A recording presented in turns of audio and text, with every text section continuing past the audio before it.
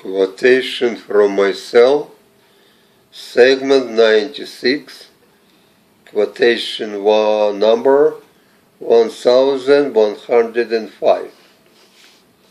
As far as the overall view of life is concerned, humanity could be roughly divided into three categories. The extreme pessimists, who see it as a valley of tears; the extreme optimists, who claim that all, even if in the long run,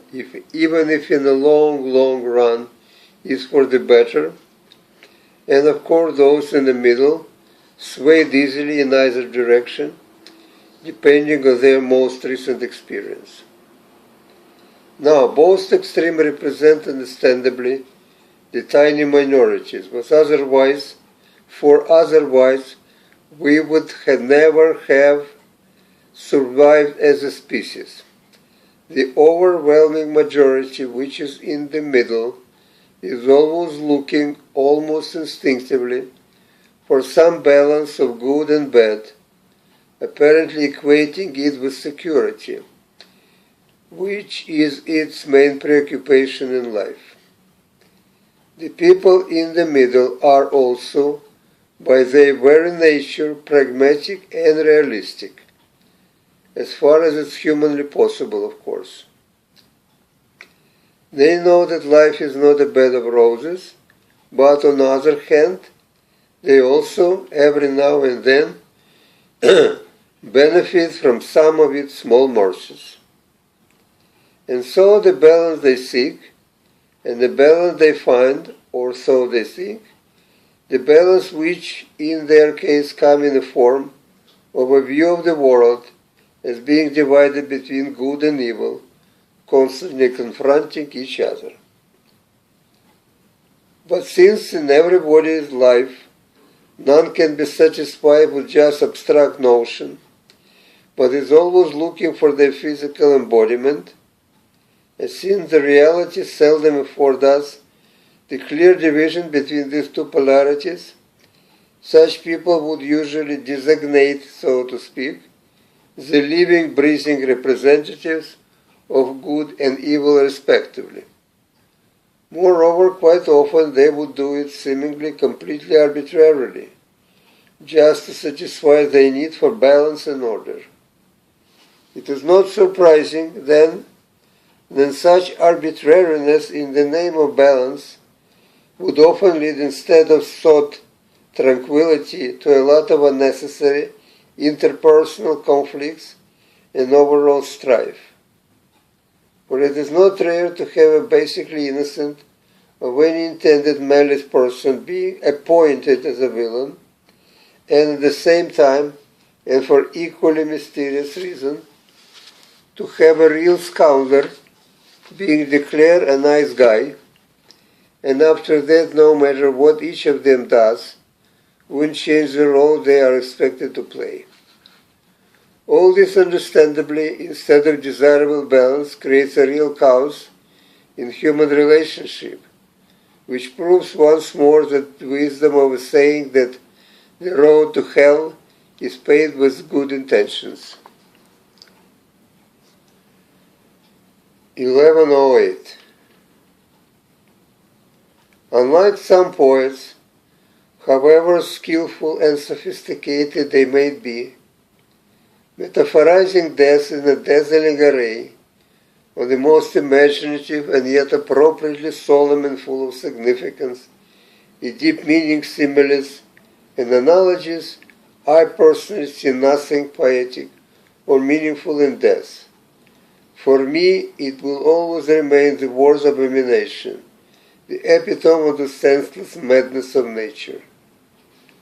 I share both the despair of Amar Khayyam, be happy, unhappy ones lose their minds, the stars are eternal, yet darkness is blind, to know that men after all turn to dust, how one can get used to the thought so unkind, and the bitter irony of Shakespeare, imperious Caesar, dead and turned to clay, might stop a hole to keep the wind away. Oh, that earth which kept the world in awe should patch a wall to expel winter flow. To have a brain of Shakespeare or the hands of Michelangelo devoured by worms to make a fertilizer to push the daisies, which could be more disgusting and revolting to human spirit.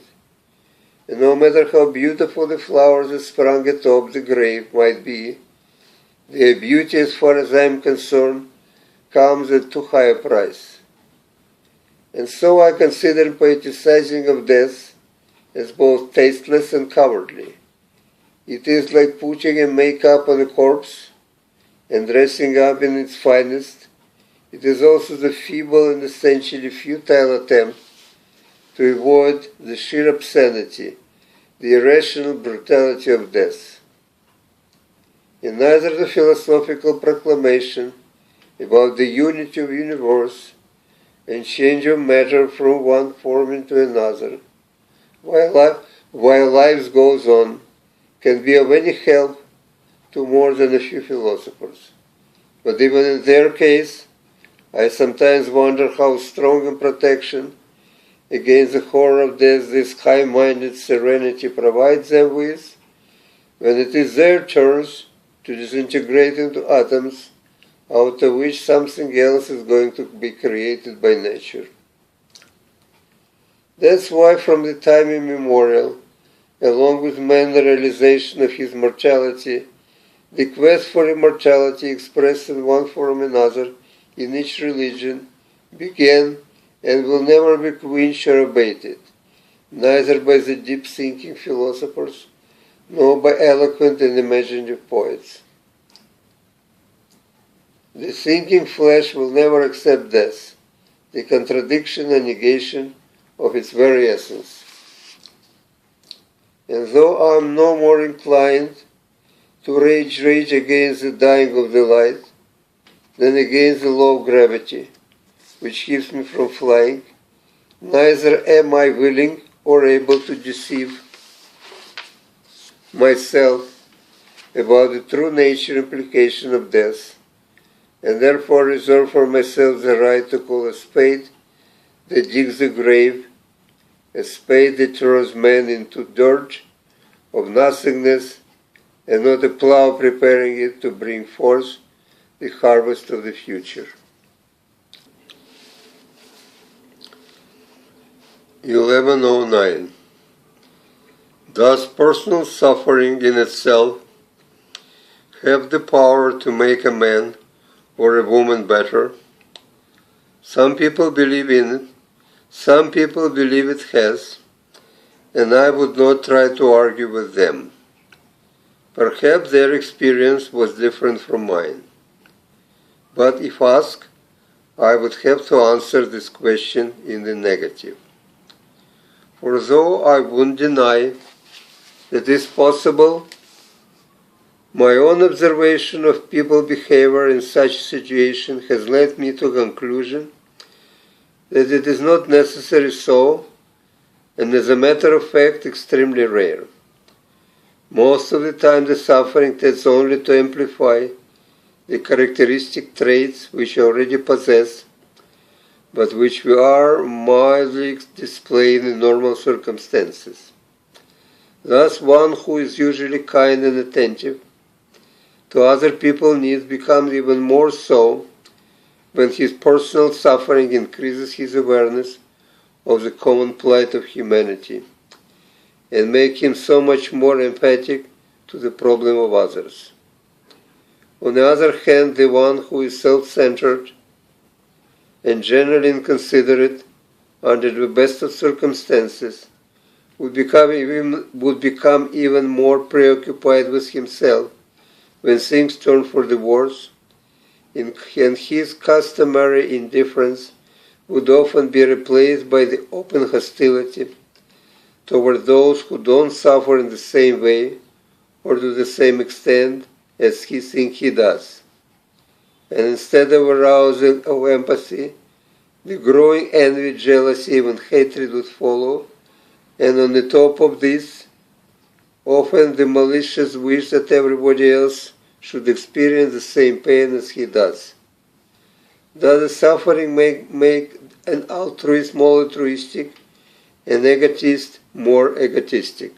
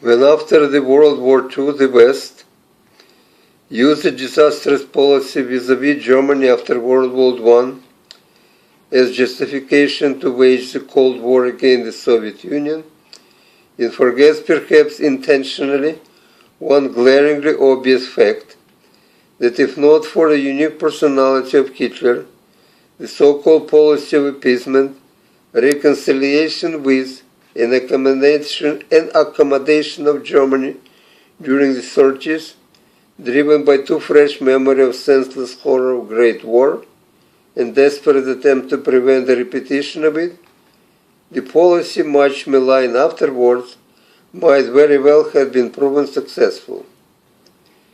For judging by what we know about Hindenburg, if he remained for another 10 years the president of Weimar Republic, European history between 1933 and 1945 would have been quite different.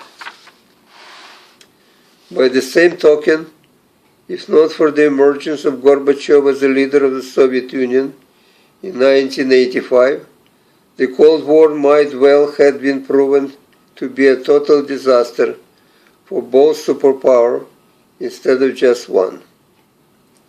Thus, in politics, like in the life of an individual, one cannot know in advance whether this course of action will be right and that wrong.